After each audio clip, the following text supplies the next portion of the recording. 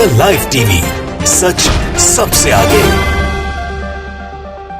दोस्तों, मैं बास हफीज हूं। अमन चोपड़ा का नाम आपने सुना ही होगा। वही एंकर जो दिन रात नफरतबाजी फैलाने में लगे रहते हैं अपने सोशल मीडिया अकाउंट के माध्यम से या अपने शो के माध्यम से जो टीवी पर आता है। हर वक्त जब इनका कार्यक्रम शुरू होता है तो उसमें कोई ना कोई सांप्रदायिकता के विषय के ऊपर लोगों को बांटने के लिए डिबेट चलता है। लेकिन नफरतबाजी फैलाना अमन चोपड़ा जैसे अनभक्त एंकर को बड़ा भारी पड़ गया है। भारी ऐसे पड़ गया है कि इनकी मुश्किलें अब राजस्थान में बढ़ने लगी हैं। और ऐसी वैसी मुश्किलें नहीं है, अब ऐसी मुश्किलें बढ़ी हैं कि अमन चोपड़ा के बारे में लोग कह रहे हैं कि वो अंडरग्राउंड हो चुके होंगे। अगर नहीं होंगे तो राजस्थान की पुलिस कहीं ना कहीं से उनको ढूंढकर और राजस्थान की जेल में डालने का काम करने वाली है, क्योंकि उनके खिलाफ एफआईआर रजिस्टर हुई है, वो भी एक जिले में नहीं, राजस्थान के दो जिलों के अंदर। मैं आपको इस वीडियो में एफआईआर की कॉपीज भी दिखाऊंगा। दो जिलों में नफरतबाजी फैलाने को लेकर और जो धाराएं लगाई गई हैं इनके ऊपर, वो शायद इनकी मुश्किलें और बढ़ा देंगे, क्योंकि वो नॉन बेलेबल हैं।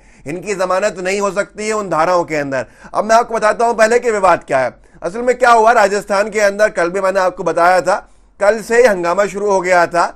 जो एक मंदिर है अलवर जिले के अंदर, राजगढ़ वहां की तहसील है, वहां की नगर पालिका का के अंडर में आता है। 300 साल पुराना मंदिर, मतलब आप सोचिए कितना बड़ा ऐतिहासिक मंदिर होगा। 300 साल पुराना मंदिर, उसको तोड़ने का काम किया, कृत्य किया भारतीय जनता पार्टी के राजगढ़ के बोर्ड ने।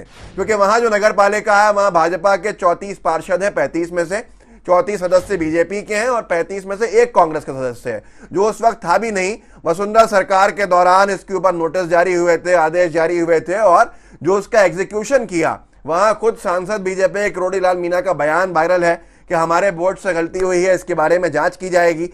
लेकिन जैसे ही मंदिर को गिराया गया, ये कृत्य किया गया, तो हंगामा खड़ा हो गया, क्योंकि बीजेपी के बोर्ड का काम था। लेकिन बीजेपी के अनभक्त और बीजेपी के नेता लग गए ये बताने के लिए कि ये काम, ये कृत्य जो है गहलोत सरकार ने किया है। और उसी साजिश के अंदर अमन चोपड़ा ने अपने शो में आके नफरतबाजी फैलाना शुरू कर दी और ये कह दिया, ये बार बार जनता से, कि देखिए कांग्रेस की सरकार ने ये बदला लिया है जहांगीरपुरी में, क्योंकि मस्जिद के बाहर की जो दरवाजे के दीवारें थी वो तोड़ी गई, तो ये बदला है जहांगीरपुरी का जो राजस्थान में हुआ है। गहलोत सरकार क्या अब ये करेगी? और इन्होंने जम के नफरतबाजी फैलाई, जो ये हमेशा से करते आए हैं। वैसे तो अमन चोपड़ा पे एफआईआर बहुत पहले हो जानी चाहिए थी। जिस तरह का ये काम करते हैं हिंदुओं और मुसलमानों को बांटने का और बांट कर अपनी दुकान चलाने का, जिसकी वजह से लोग एक दूसरे के खून के प्यासे हो जाते हैं, जो सदियों से साथ रहे हैं, जो हमारे भारत की खूबसूरती है उसको तोड़ने का। लेकिन जब इन्होंने ये किया तो उनका जम के वायरल हो गया और हैशटैग चलने लगा अरेस्ट अमन चोपड़ा। और राजस्थान की सरकार के ऊपर टैग कर करके यूजर्स जो ट्विटर के थे उन्होंने भी लिखा। और वाकई में राजस्थान की सरकार को जबरदस्ती बदनाम करने के लिए और धार्मिक आधार पर नफरतें फैलाने का इन्होंने कृत्य किया। रणविजय सिंह जी ने डाला है, दोनों एफआईआर से आप देख लीजिए। रणविजय सिंह जी पत्रकार हैं, उन्होंने पहले डाला कि सूत्रों के मुताबिक जिला डूंगरपुर में अमन चोपड़ा के खिलाफ धार्मिक भावना भड़काने का मामला दर्ज हुआ है।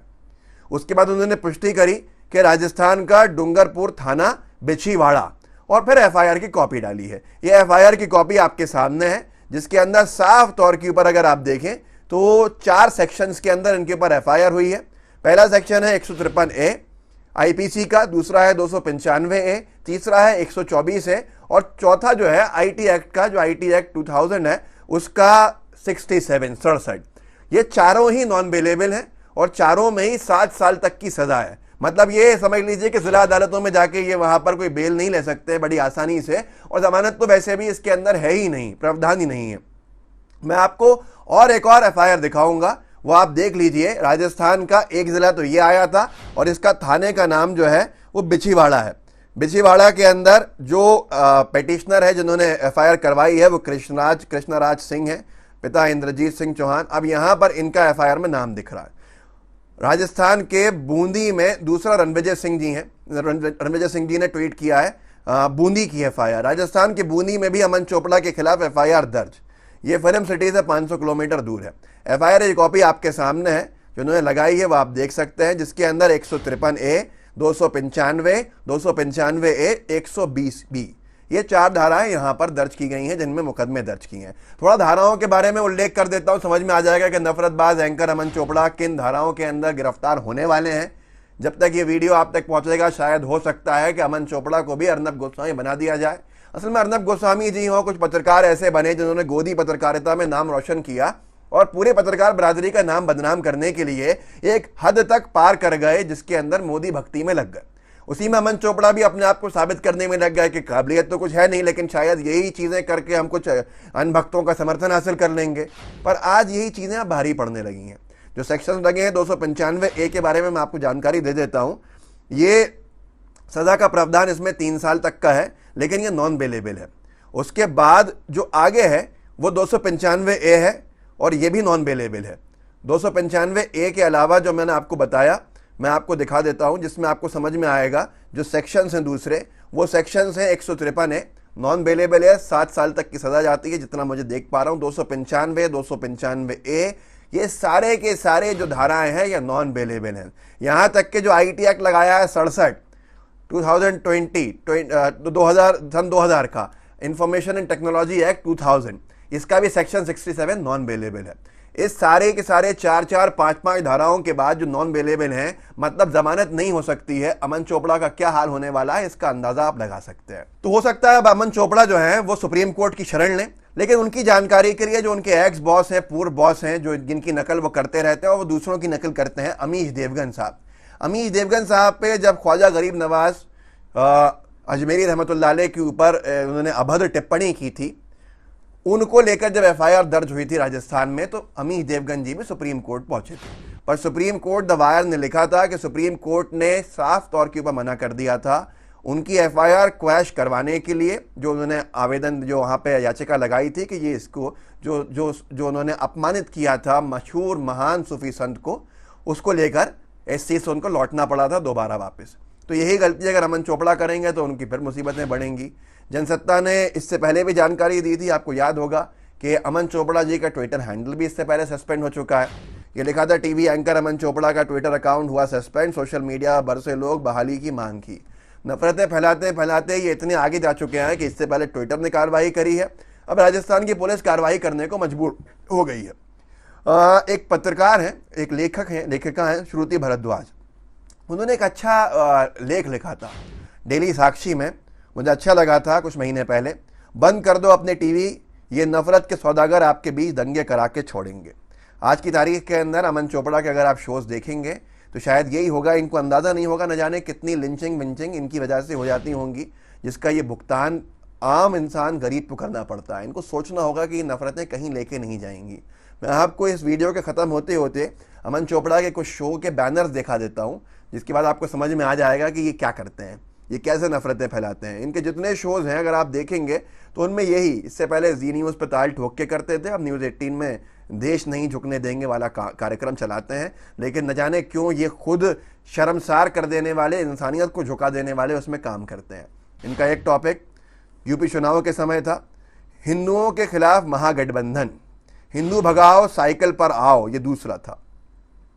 एक और था, हिंदुत्व से डराएंगे, हिंदू फोबिया फैलाएंगे, हिंदुत्व पर चोट, हिंदू देंगे वोट, ये इनके शोज हैं। बीजेपी को जिताएंगे योगी के 80, क्योंकि बीजेपी और योगी जी ने 80 बनाम 20 कर दिया था चुनाव को कि 80% हिंदू और 20% मुसलमान, उसको ये आगे पुश कर रहे थे। बीजेपी को जिताएंगे योगी के 80, मतलब योगी के हिंदू जो है बीजेपी को जिताएंगे, ये इनका मतलब था। एक और शो था RSS, खुले में नमाज का विरोध आतंकवाद है, मतलब क्वेश्चन मार्क है। इनका कहना है खुले में नमाज का विरोध करना चाहिए, अगर विरोध है तो क्या वह आतंकवाद से जोड़ दिया जाएगा। वसीम रिजवी जब त्यागी बने तो इन्होंने एक शो चलाया, मुसलमान क्यों छोड़ रहे हैं इस्लाम। फिर एक और शो चलाया, रिजवी बने त्यागी और कितने बाकी, ये इनके शोज हैं। एक और शो था इनका, यूपी में अब्बा जान को राम राम। एक और इनका शो था, देश के गद्दारों को डैश डैश पहचानो। एक और शो था, हिंदुओं के साथ आने का टाइम आ गया है। अब ये सारी चीज़ें लोगों को बांटती हैं, या एक पत्रकारिता है, या नफरत फैलाने की मशीनरी है, क्या है ये आपको समझना होगा। 2 जिलों के अंदर FIR की पुष्टि हो चुकी है, राजस्थान में हो चुकी है। राजस्थान की सरकार को डिफेम करके और इन्होंने धार्मिक भावनाओं को नफरतबाजी के अंदर तब्दील करने का काम किया। एक झूठी बात इन्होंने आगे पुश करी। अब आप सोच सकते हैं कि आप कितना गोदी मीडिया को देख के अपना माइंडसेट बनाते हैं जिसमें इतनी नफरतें फैलाई जाती हैं। अगर आपको सही लगा हो तो इस वीडियो को आगे बढ़ाइए, लोगों को जागरूक कीजिए, व्हाट्सएप ग्रुप्स होंगे उनमें शेयर कीजिएगा, साथ में लाइव टीवी को सब्सक्राइब कीजिएगा और बेल आइकन दबाइएगा। याद रखिए, जो शो का नाम है देश नहीं झुकने दूंगा, अगर हमें वाकई में देश नहीं झुकने देना है तो हमें हिंदू मुस्लिम नफरतों को हटा के मोहब्बतें बढ़ानी पड़ेंगी, भाईचारा बढ़ाना पड़ेगा। और ये देश तभी तरक्की करता है जैसे इसने पहले की थी। इन नफरतबाज एंकरों से थोड़ा सा आप भी परहेज कर लीजिए और जो वाकई में निष्पक्ष पत्रकारिता करते हैं, जो सबसे ज़्यादा संख्या के अंदर है, उनको सुनिए, उनका साथ दीजिए। वो असली पत्रकार हैं, ऐसे नहीं जो अमन चोपड़ा जैसे होंगे। जय हिंद, जय भारत।